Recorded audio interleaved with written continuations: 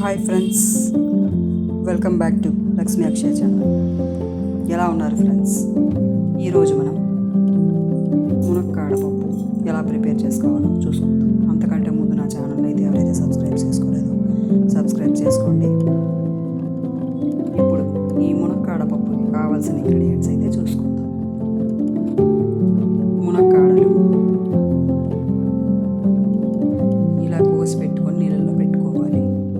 Next కందిపప్పు, tomato ముక్కలు, ఆవాలు, జీలకర్ర, పసుపు,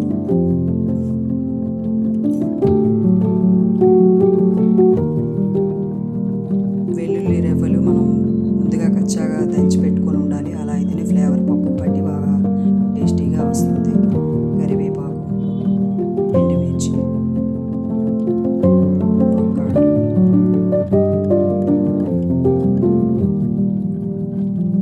ఆయిల్, ఉప్పు. ఈ మునక్కాడ పప్పులో ప్రత్యేకత ఏమిటంటే,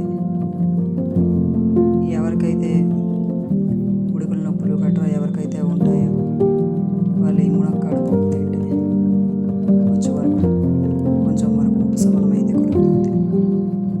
ఇప్పుడు ప్రాసెస్లోకి అయితే వెళ్ళిపోతాం. ఓకేనా ఫ్రెండ్స్?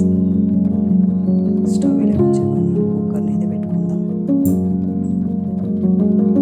కుక్కర్ బాగా వేడైన తర్వాత ఆయిల్ అయితే పోసుకుందాం. ఎక్కువ ఆయిల్ కాదండి, కొంచెం తక్కువగానే ఆయిల్ పడుతుంది. తక్కువ ఆయిల్లోనే మనం పప్పుని ప్రిపేర్ చేసుకుందాం. కొంతమంది పప్పులో పప్పు చేయడానికి ఎక్కువ వేసి ఆయిల్ అయితే యూజ్ చేస్తారు. అలా కాకుండా మనం తక్కువ ఆయిల్తోనే పప్పుని ఎలా ప్రిపేర్ చేసుకోవాలో చూస్తాం. కొంచెం జీలకర్ర, ఆవాలు, వెల్లుల్లిపాయలు,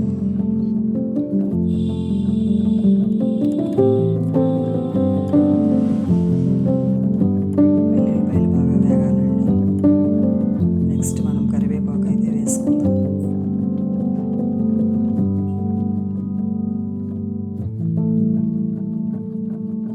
కరివేపాకు చిన్న చిన్న ముక్కలుగా వేసుకుంటే మనం ఆ పప్పులోనే దాంతోపాటు పక్కన తీసి పెట్టకుండా తీసి తినేయవచ్చు. పక్కన పెట్టకుండా తీయకుండా అయితే తినేయవచ్చు. ఎండుమిర్చి వేసి వేయించుకుందాం. ఈ పోపు బాగా వేగిన తర్వాత కందిపప్పు అయితే యాడ్ చేసుకుందాం. ఒక చిన్న గ్లాస్ పప్పు అయితే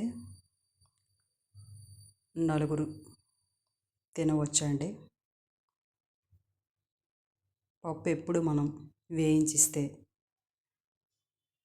ఆ కుక్కర్ విజిల్స్ వచ్చినప్పుడు ఆ గ్యాస్ బయటికైతే రాదు. కుక్కర్ అంతా పప్పు అయ్యి ఛాన్స్ ఉండదు, పప్పు అయ్యే ఛాన్స్ అయితే ఉండదు.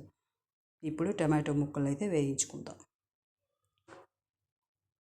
టమాటో ముక్కలు వేసాం కదా, ఇప్పుడు టమాటో ముక్కలు పచ్చి వాసన పోయేంత వరకు వేయించుకుందాం.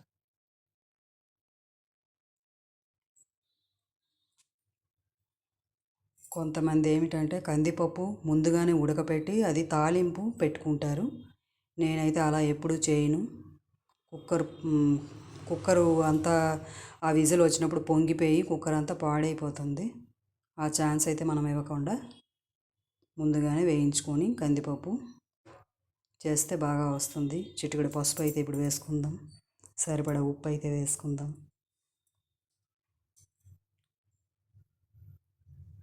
వేసుకొని కొంచెం వేయించుకుందాం.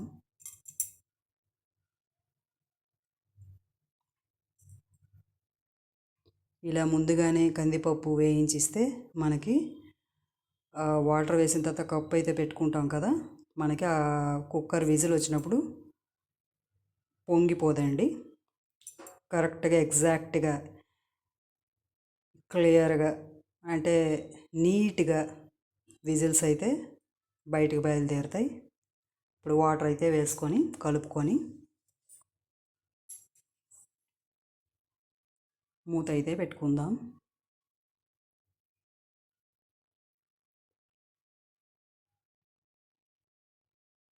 చూశారు కదా, నేను తక్కువ ఆయిల్ వేసాను, ఇలాగా ఆయిల్ అయితే కనబడుతుంది. పప్పు బాగా ఉడికిపోయింది. ఎప్పుడు మనం ముందుగానే మునక్కాడలు వేస్తే అవి బాగా ఈ విజిల్స్కి ఉడికిపోయి మనకు మునక్కాడ అయితే దొరకదు, మెత్తబడిపోతాయి. అలా కాకుండా మనం పప్పు ఉడికిన తర్వాతే మనం చివర్లో మునక్కాడలు వేసుకొని ఒక్క విజిల్ అయితే చాలు. ఒక విజిల్కి మనం దించుకుంటే మునక్కాడలు బాగా ఉడికిపోతాయి. పప్పు అయితే రెడీ అవుతుంది. ఓకేనా ఫ్రెండ్స్, చూసారు కదా మునక్కాడ పప్పు ఎంత బాగా ప్రిపేర్ అయిందో. మునక్కాడలు బాగా ఉడికిపోయాయి. చివరిలోనే మనం మునక్కాడలు వేసుకోవాలి. ఒక విజిల్ అయితే సరిపోతుంది. ఓకేనా ఫ్రెండ్స్, చూడండి ఎలా వచ్చాయి. మునక్కాడలు బాగా అయితే ఉడికిపోయాయి. మునక్కాడ పప్పు అయితే రెడీ అండి. చూస్తున్నారు కదా ఎంత కలర్ఫుల్గా వచ్చిందో. ఈ మునక్కాడ పప్పుతో మనం ఒక వేపుడు పెట్టుకొని అప్పడాలతో మనం భోజనం చేస్తే చాలా అయితే చాలా బాగుంటుంది. ఎంజాయ్ చేస్తూ తినవచ్చు నిరభ్యంతరముగా. మీకు గనక ఈ వీడియో నచ్చినట్లయితే నా వీడియోని లైక్ చేయండి, షేర్ చేయండి,